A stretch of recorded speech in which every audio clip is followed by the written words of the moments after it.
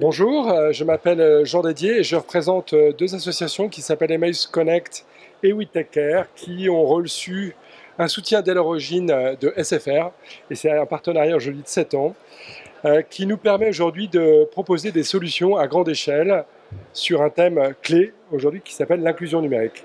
Et l'objet de mon propos, c'est de vous donner envie, vous, collectivités ou acteurs publics, de vous engager dans des stratégies d'inclusion numérique qui touchent aujourd'hui un public extrêmement vaste. Donc aujourd'hui, 13 millions de personnes qui peuvent être des seniors, qui peuvent être des jeunes sans diplôme, qui peuvent être des gens fragiles ou très fragiles socialement, qui peuvent être aussi des personnes en grande exclusion ou des personnes handicapées, sont aujourd'hui confrontés à des difficultés souvent très importantes dans leurs usages numériques au quotidien. Et ces usages numériques, ils couvrent des sujets aussi divers que l'accès à ses droits, par exemple. Aujourd'hui, interagir avec une CAF ou un Pôle emploi passe par des usages exclusivement numériques. Mais ça ne s'arrête pas là. Son employabilité, sa recherche d'emploi passe aussi par un minimum de compétences numériques. Trouver un logement, acheter moins cher, se former, s'informer. La liste est tellement longue que je vais m'arrêter là. Le numérique n'est plus une option et aujourd'hui, un grand nombre de Français sont sur le bord de la route alors qu'il n'y a pas de fatalité. Et c'est ce que je vais essayer de vous exposer. Donc on a produit depuis cette année un travail de modélisation, alors un travail de modélisation très terrain, avec soit des collectivités, soit des opérateurs. Je vais en citer quelques-unes. La ville de Paris, le département du Morbihan, le département des Pyrénées-Atlantiques, aujourd'hui des agglomérations comme La Rochelle ou la ville de Lille, et des opérateurs évidemment de la protection sociale comme Pôle emploi ou la CNAV, mais aussi des opérateurs privés comme EDF ou la Banque Postale, avec lesquels on a réfléchi comment est-ce qu'on peut agir chacun à notre niveau, à grande échelle, pour aider ces personnes. Et cette stratégie repose sur une première analyse qui est l'éloignement des publics au numérique. Et tout repose sur 3 dimensions. On catégorise ces publics en publics proches, donc qui ont besoin d'un coup de pouce sur un service. On parle là de publics qui sont en fait en capacité de principe de pouvoir interagir avec un service numérique, mais pour des raisons, on va dire, de connaissance et surtout de confiance, vont chercher le rapport humain partout où il est. Donc là, ce sera la mission de l'opérateur, dans les modalités de coup de pouce, de les aider.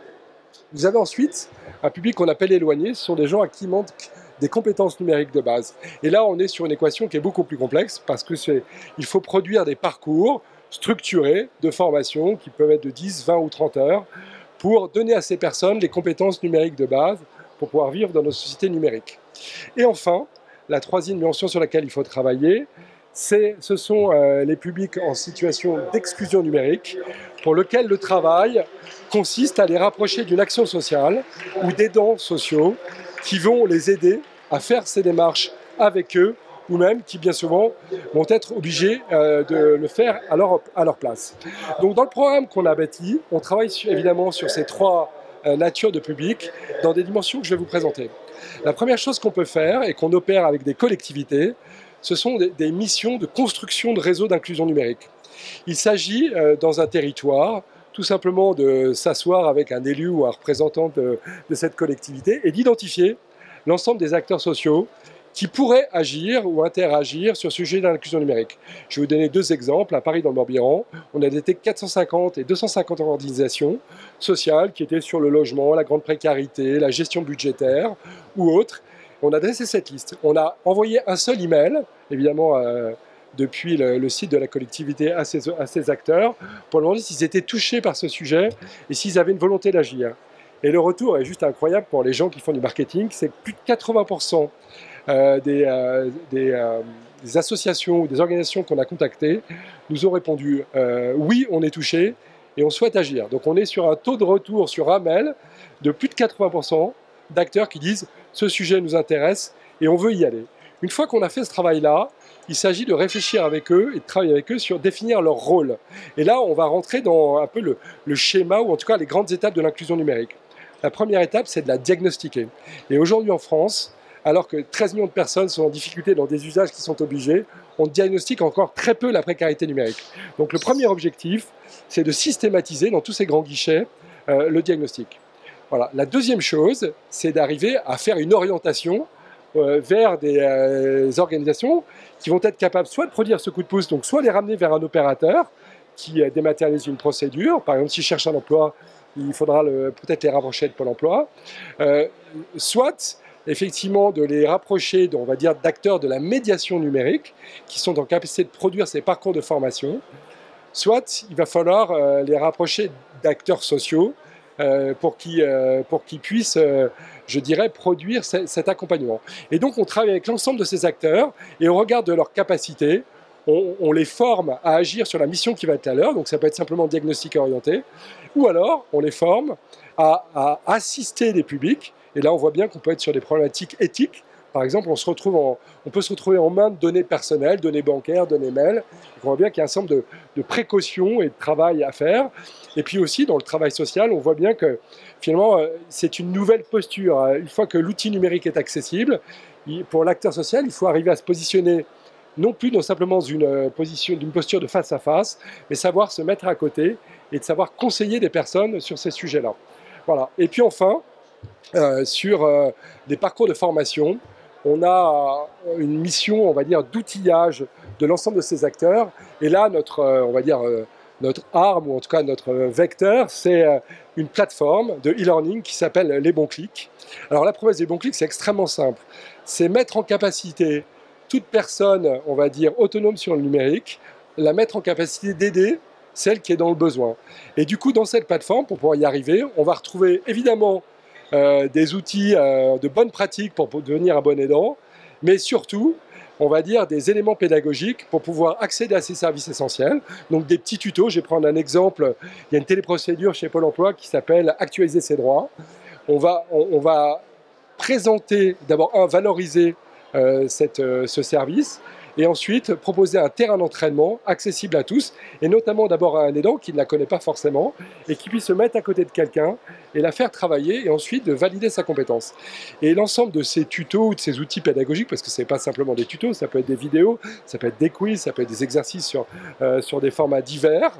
Voilà, donc on va finalement on va mettre à disposition l'ensemble de ces contenus sur ce qu'on appelle les services essentiels. Aujourd'hui, c'est l'accès aux droits. C'est ensuite l'accès à un certain nombre de services. Aujourd'hui, donc, on travaille plus particulièrement autour de l'accès aux services financiers au travers d'un partenariat avec la Banque Postale, mais aussi l'accès à l'énergie. Et demain, on pourra faire aussi l'accès à la santé, l'accès aux services de mobilité. L'objectif de cette plateforme, c'est de permettre finalement, ou de faciliter l'accès à l'ensemble de ces services dont on a tous besoin. Enfin, il y a aussi un terrain d'entraînement et des outils pédagogiques sur acquérir et travailler sur ces compétences numériques de base. Voilà. Et cette plateforme est gratuite, accessible en ligne par tous, et constitue, on va dire, l'outil de base pour permettre à tout à chacun ou à une organisation de se lancer sur ce type d'activité. En parallèle de ça, on mène des missions d'accompagnement. C'est pas simplement en livrant un outil qu'on met forcément soit un territoire, soit une organisation en capacité d'agir. Donc on fait ce qu'on appelle du spot consulting dans notre jargon. Donc on vient assister ces organisations pour pouvoir déployer leur stratégie.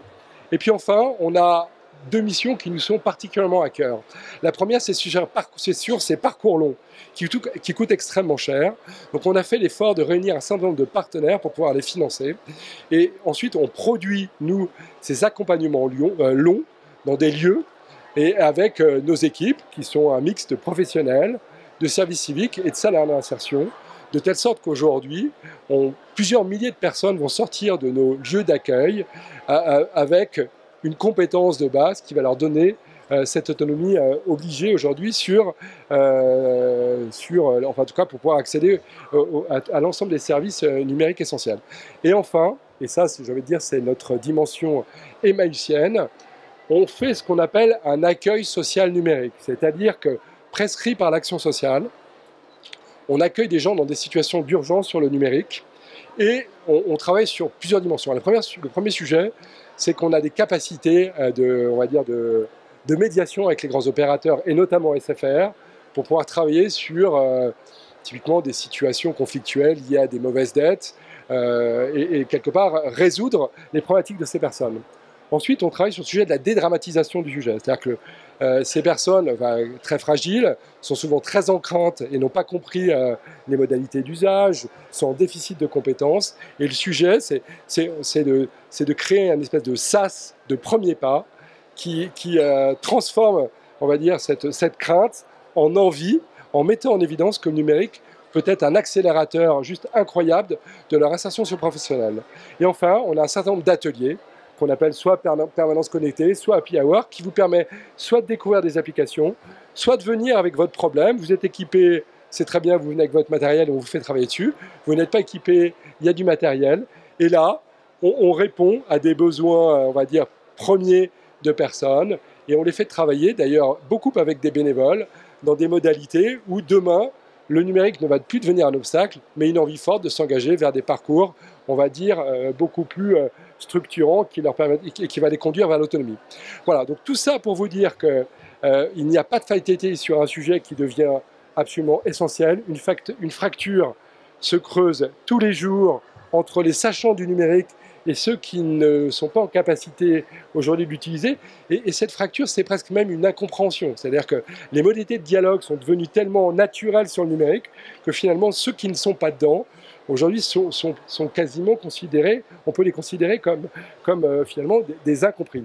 Enfin, et là je m'adresse plus particulièrement aux grands décideurs du monde politique, l'inclusion numérique est en train de vivre une trajectoire extrêmement intéressante, mais surtout qui traverse de plus en plus de publics. Elle est née au travers de l'accès aux droits et a d'abord concerné les publics les plus fragiles. Puis, cette inclusion numérique, avec le développement, on va dire, des services en ligne, va toucher l'ensemble des publics beaucoup plus vastes, et notamment des personnes âgées, qui ont besoin d'accéder à ces services. Vous êtes en territoire rural, la gare est loin, votre billet de train, vous êtes obligé de l'acheter en ligne. Donc c'est plus 15% ou 10% du public, c'est 25 ou 30% des Français. Puis ça va beaucoup plus loin. Dans son employabilité, le numérique est devenu aussi extrêmement important. Et là, c'est encore 30% de Français et d'autres Français qu'il faut absolument mettre à la page du numérique. Et puis, j'ai envie de dire, ça nous touche tous, plus ou moins, dans la maîtrise de nos usages du numérique. Et je vais prendre deux exemples clés. Le premier, c'est l'usage des réseaux sociaux et avoir une maîtrise intelligente de ces réseaux sociaux. Ça peut être aussi la maîtrise de ces transactions. Il y a de plus en plus de transactions, donc de contrats en ligne, qui nécessitent de la compétence. Voilà. Et j'ai envie de dire que demain, potentiellement, tous les Français, ou en tout cas tous les parents, sont plus ou moins directement concernés par ce sujet, et qu'on ne peut pas, à l'heure d'un déploiement aussi rapide du numérique, ne pas, dans les territoires, constituer des groupes de travail et une stratégie pour accompagner ces usages qui sont tant importants et qui peuvent changer le quotidien de tout à chacun. Voilà, je vous remercie et j'espère pouvoir vous rencontrer. Deux sites, donc emmausconnect.org et witechcare.org, et cette plateforme aussi en ligne, lesbonclics.fr. Merci beaucoup.